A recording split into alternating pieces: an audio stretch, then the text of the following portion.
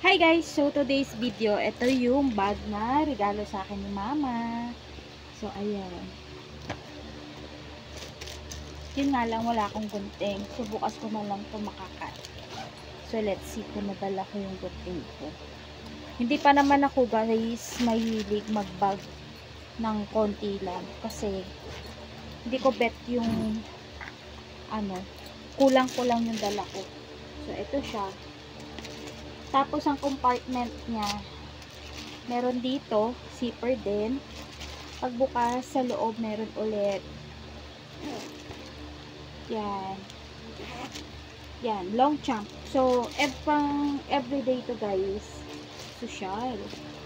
So, let's see kung hanggang kailan natin siya magagamit. Meron akong ganito guys, kulay pink. Yun nga lang kasi, yun dito niya, nasira na. Yun dyan. Kasi dito nakalagay yun eh.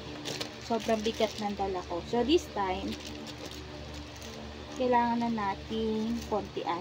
Then, dito may another packet. So, dito ko nilalagay yung mga gamot ko na mga pangtita. Ayan. Then, yung lining sa loob guys, makapal. So, long chunk. Then, may another strap. So, sa strap niya, ayan siya. Okay, makapal. So, that's it. Oh. Ngayon ko na siya gagamitin. So, in advance sa akin to ni Mama. Ngayon ko lang siya magagamit.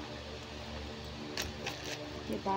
So, kailangan konti lang talaga yung gamitin ko or dalhin. So, ayun. May plastic pa. Nag-unboxing na tayo guys. Then yung dust bag niya nandoon. Yan, may dust bag to guys, pero wala nang box. Tapos yung dito nung sa akin yung kulay pink ko, ayan, yung dito banda. Nasira. Ayan, yung dito Kasi mabigat ako magbag. So yun. Talagang pag nagbag ako puno. So, tignan natin to guys, kung kakayanin ko ng konti lang ang nakalagay. So, yan. Yan na siya. Then, ito, bukas ko na to tatanggalin kasi wala akong gunting dito. So, that's it for today's video guys. Thank you, Mama. Ayan o, regalo sa akin ni Mama. Mahilig ako sa mga bag na malalaki kasi kapag nagbag ako ng maliit, konti lang yung nalalagay ko. So, marami ako naiiwan. So, ito, tignan natin kung sasakto na to. So, yun lang guys. Bye!